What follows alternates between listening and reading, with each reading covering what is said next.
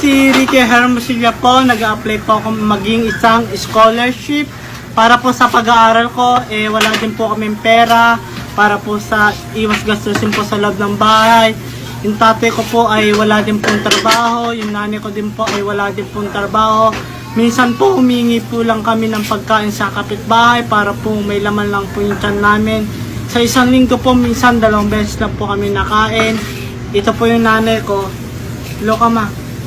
Dati pong trabaho niya, Ballstar. Ano ba bata yan? Ano bang video yan ha? Ano to ma? Yung viral? Ito pala. Viral to ma. Hello po sir at ma'am sa mga nakakapanood po ng video na ito. Gusto ko lang po sanang sabihin na sana po isa po ako sa matanggap sa scholarship nyo at isa sa swerte na mapili po. Pinapangako ko po na gagalingan ko po ang best ko dahil ang magulang ko po ay hirap na po sa pagpapaaral sa akin. Yung nanay ko po nagpapaligo lang po ng aso. Mama, paawa ka. Magpaawa ka. Ay, paligo ng aso? Paawa yun? Magpaawa ka. Paano ko makuha dyan? Ano paano pagpaligo ng aso? Oo, sabihin mo, oo. May sahod yan? Oo, masakit yun. Nagpapaligo po yung mama ko ng aso. Ay, kalain ba rin? Yung tatay ko po, pumupulot po ng basura sa barangay. Tapos yung mga napupulot niya po, tigpipiso po yun. Kaya yun po yung pinangkakain namin sa pang-araw-araw. Nakakawa ka mo ba? Ano ba yan? Ano ba? Sabihin mo. Sana po matulungan. Sana Sana po po. matulungan mo. Matulungan kami. Tulungan ako. Tulungan. Ano? Ikaw pa mag-aaral? Ay, sige. Sana po matulungan ng siya na kuha ng scholarship. Tapos, Iyak.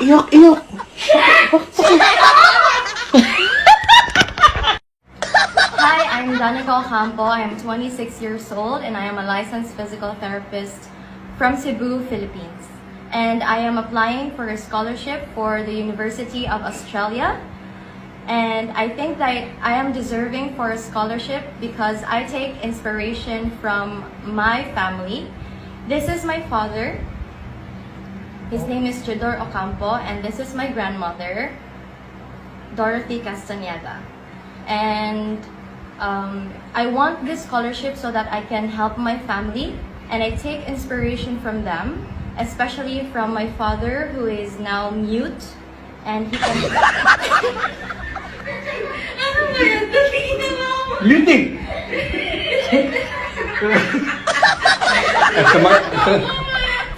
Ay, lagi Di ba ako seryoso na? Ayaw lagi na mute.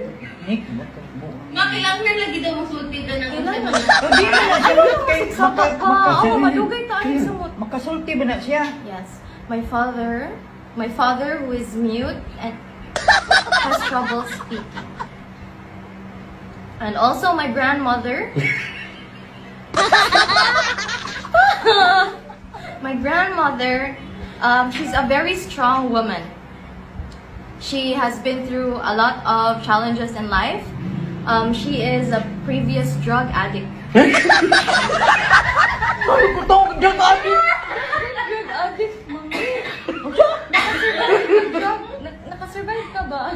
Nga namang ikaw dragan? Nagkadyaw eh. Nabuhay. Abi lang na adik. Gusto mo ang drug addict? Sa una. Gusto mo tawag ko di ko drug addict? Drug addict sa una niya, karon di limpyo na ba? Di na ka drug addict. Ikay nagbuhi sa pamilya. Nga no, lagi drug addict. Kabati mo sana ng drug addict ko eh. Hindi ka drug addict. Naunsa mo kanikaw eh. Kamilad ka na ng drug addict ko eh. Ano sa man niya? Prostitute?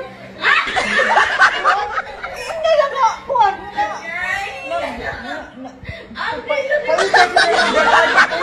Sige. Ayaw na lang lagin mag-react. Inag ako rin, bahala. Mga tagal na. Drug addict eh. Ayaw lagi ng drug addict. Hindi lang nga. Ikaw na lang mute. Si Papa na lang drug addict sa una. Amang ka. Ang TV, doon na lang sa gawin yun. Ano ba? O, dito na lang. Oo, hindi. Sige, kakat ko na lang. Kasama pa ba ako? Oo! Eh, ikaw ka dapat makita ka dapat maawa sa... Seryoso. Ayun, tamo na gasalita ako muna. Beong. Seryoso tayo ah. Okay, maingay daw ha. Gagawa kami ng drama. Magandang gabi po. Ako po si Christine Joyce Evangelista. Second year college na po ako sa Pinmaaral University. Kasalukuyang nag-aaral po ako ng BS in Criminology. And humingi po ako ng scholarship at sana po matanggap niyo po ako. Deserve ko po mabigyan ng scholarship dahil sobrang hirap po ng buhay namin. Wala na po kaming makain. Sa totoo lang po si nanay po, nagbebenta po siya ng bakal bote. Kahit hindi po siya nakakapagsalita.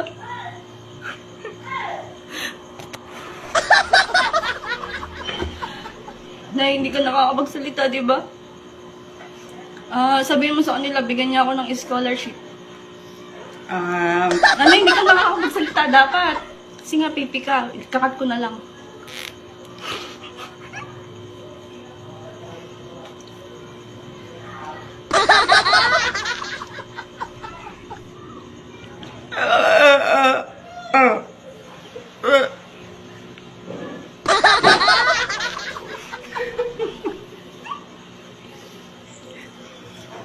Yan, sumasakit na po yung dibdib niya. Sana po talaga mabigyan niyo kami ng scholarship. Maraming salamat po in advance pagka po nakuha niyo ako. Nay, mag-thank you po.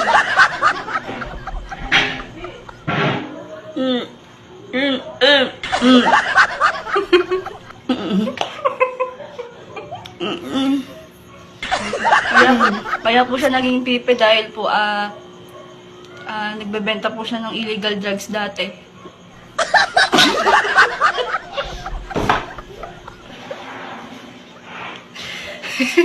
It's a prank!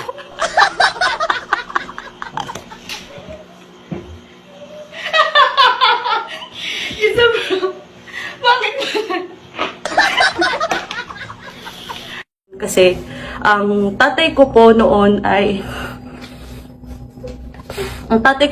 isang drug dealer. Mo! Gago! Pinakulo ka! Wait lang kasi! Wait lang kasi! Wait lang kasi! Wait lang! Pa! Wait lang! Wait lang kasi! Ayoko na, Joy! Ayoko na! Wait lang! Ikaw sumuport! Paano ako mapipili? O, sige. Papiliin, hayaan mo na drug dealer ka. Tanga ka naman! Wait lang kasi pa! Ako na ba hostess? Ito mga, oh yan, oh. Yan, o, game, Oh. game. Sira ulo Diba ko si ikakat ko na lang yun? Pa, ganyan ka na, suminagot ka na lang. Ayoko na! Ikaw ka dito, Kalil! Sandali lang, sumama ka lang. Kaya ka mo. Ayoko! Oh, tatapusin ko lang. Oh, ikakat ko na kay Papa, yun na lang, drug dealer na lang siya. Gago to ah! Okay, At, game.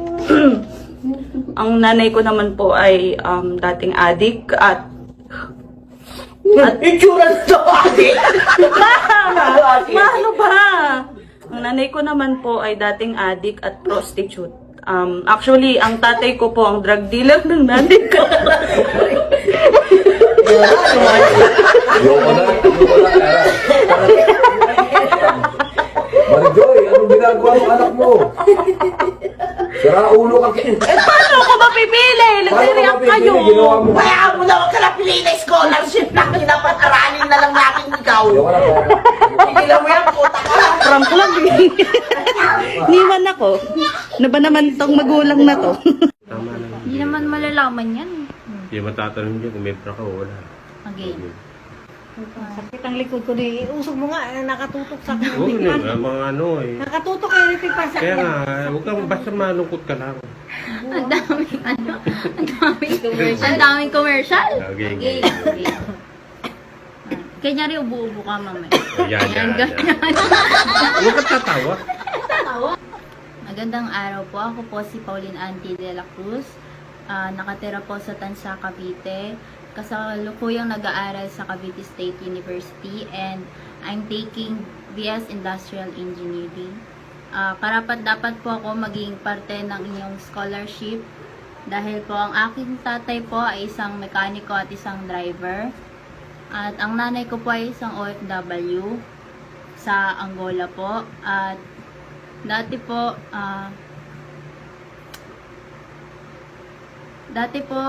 sa sobrang hirap po ng buhay, yung nanay ko po minsan po pag may kumakatok na lang po na lalaki, tinatanggap niya na lang po para po may makain po kami. Tatay ko po ay dating drug dealer.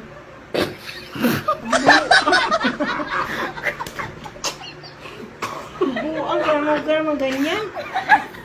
Dati nga! Ito na!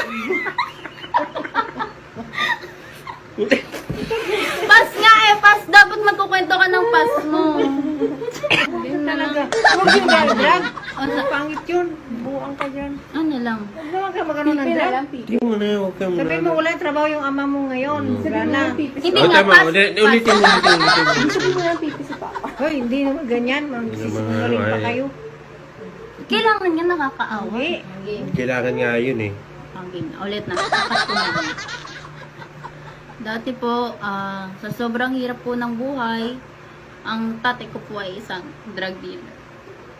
At ang katuwang niya po ay ang aking nanay. Paing ka na.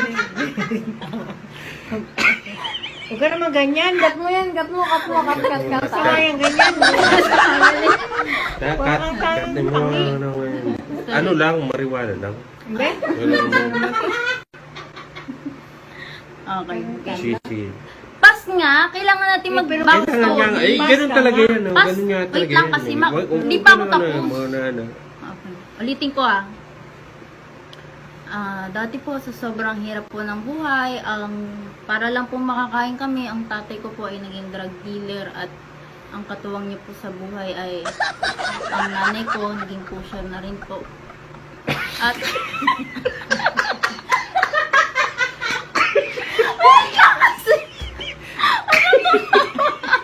Buang ka May kumpuntahan dito. Alam mo, pag mga ganyan wait, di pa kasi tapos. Dali. Game na. Papa, poker face lang kayo. Pas nga eh. Pas hindi nga yung ganyan. Kung pas. Wait lang. Yun nga po, nanay ko po ay isang pusher. At simula po nung umupo na po si Digong, ay tinigilan naman na po nila ang kanilang masamang ginagawa. Pero po, ang nanay ko po, minsan po, malikot po talaga yung kamay niya. Kailangan po makakain namin 5 magkakapatid. Nagnanakaw na lang.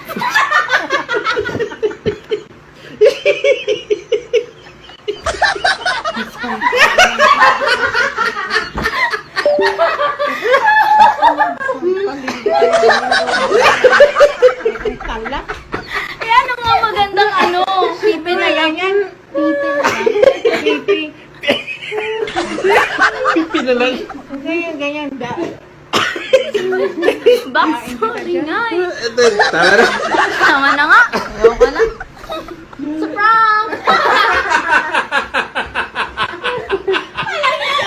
It's a prank! Walang scholarship! It's a prank! All this time!